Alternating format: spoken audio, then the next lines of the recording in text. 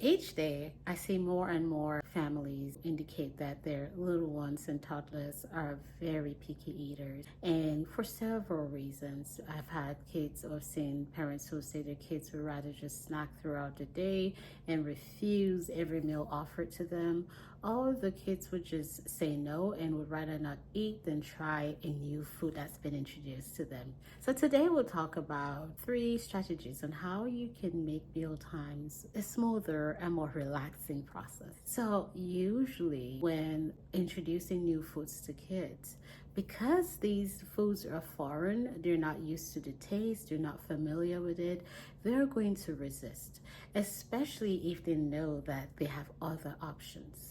And then what's even worse for us as parents is that there is a huge availability of snacks and sweets and stuff that really modifies their taste buds, where everything is at a heightened level of sweetness, where even when you start looking at fruits, the fruits do not compare to how sweet most snacks are. As a matter of fact, you can eat a snack and then go back and taste the fruit, and the fruit tastes like it's not sweet, it doesn't taste good at all because of relativity. Today we'll talk about things you can do to help introduce your kids to new foods and make mealtime smoother. So the first thing I'll talk about is consistency, or some kind of a routine where it comes to feeding, because I feel like snacks are the biggest inhibitors for kids eating healthy, or at least even trying something new for them.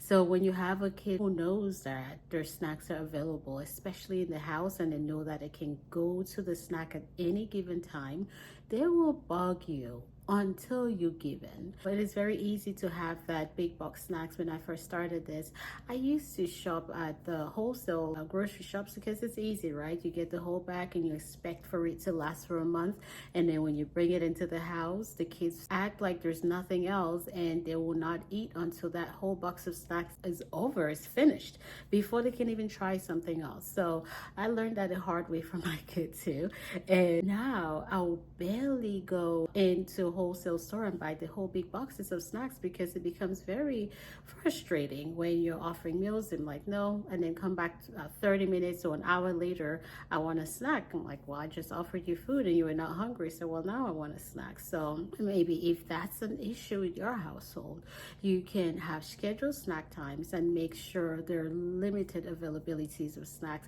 If you are still buying from wholesale, maybe hiding it somewhere where you only take them out only during that time frame, or buy small packages where you have limited amounts, where you're not, it's kind of satisfying but not really filling them up, where when it's time for the next meal they're hungry enough to try it. So have scheduled snack times, either twice a day, but once you're offering the snacks, you want to make sure you're giving time between that last snack and the next meal. So for example, if your dinner is about 6 or 7 p.m., you don't want them eating a snack anytime after 4 p.m.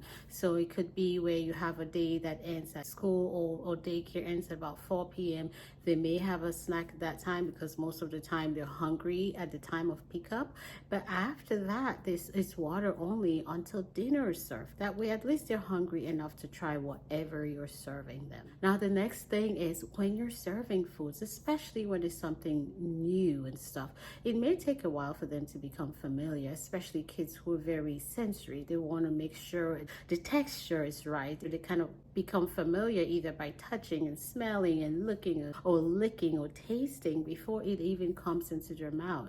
Like I said in the previous video before, the actual point where they're putting the food in their mouth to actually taste it and feel it in the mouth, that's kind of like I don't know how many, 4 or 5 steps down. Initially is the sight. The first of all, eat the food with your eyes. So look at it. Does it look familiar or foreign? Does it look like something that they've tasted and it tastes good, or does it look like something that I've tasted before and it tastes bad? And then because, or based on that association, they may not even go on to the next step. So having them, especially in the toddler phase or stuff, you can just put it in your plate for them to kind of touch, play, poke at it and stuff like that, and see how that goes. So if we're introducing, before they get it into their mouths, they have to have played with it, touched it, become familiar. So you have to be patient with the process, knowing that it takes time to get to know a particular food. They want to explore it, and until they're really comfortable with it, they're not going to be okay with just putting it in your mouth.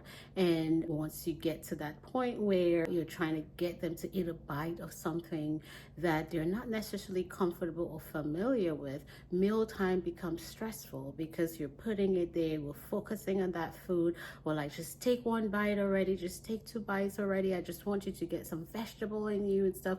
And the mealtime turns to be a very stressful process where it's a kid who is sitting with a food that is not familiar in front of them, and they're waiting, and it's a battle where it's like, mommy wants me to eat this thing and I'm not necessarily familiar with. So it's a process that takes time for them to become familiar. So moving on to the third thing, so knowing that it takes time, you have to introduce it slowly and stuff. That means that mealtime should be a time where we're eating together and we're trying new foods and modeling these with them. So we're going to make mealtime like a family tradition where we could try one new food as a family a month, right? Where it's something where either you're going to the grocery store with them, they're picking out different things. This is something new we're going to try. We're going to cook it. We're going to eat it together. We're going to ask, like, what does it taste like for you? And what does it smell like and stuff, where they're exploring the new food with different senses, whether it's sight, the smell, or even hearing it as you're chewing it. Is it crunchy? Is it soft? Is it smooth? Does it just slide down? And once you're modeling and exploring it with them, they become familiar. Also modeling trying new foods. That makes it where you have a kid who is adventurous because you're teaching them how to be adventurous. When you see something new, how do I explore this? How do I experience this? What am I looking for? What kind of tastes and textures am I looking for? What's available? So once they see you do it, you're not, one, making sure they're familiar with it. Two, you're teaching them how to explore new foods, which translates into exploring new situations, because in life they're going to have to explore new situations, new circumstances. For a child who is open or seeing their parents modeling new foods and stuff, when they're outside or trying to in new situations, they're kind of comfortable because this is not new. We know how to explore new things. So having that consistency, knowing that it's a process, and then modeling the introduction or modeling behavior and showing them how to enjoy new foods, those are really key when it comes to getting your kid to try new foods or eat variety. And then finally, knowing that consistency is key. I've seen kids who would say no, and you keep doing it and eating in front of them as a family, and then down the line, once they get older, they just start eating everything. The key is just take away the pressure from trying or picking or eating that one bite or the next bite and stuff, but make it a family thing where it's a time where we explore foods, we try new foods, or make it a fun game, even depending on the age, where you're cutting fruits and vegetables into different shapes and stuff. It could be a time to explore different shapes too. Thank you once more again for listening. Do not forget to share, like, and subscribe. And also, if you want one-on-one consultation, don't forget you can always reach out to me. Thank you again. I'm Dr. Loom.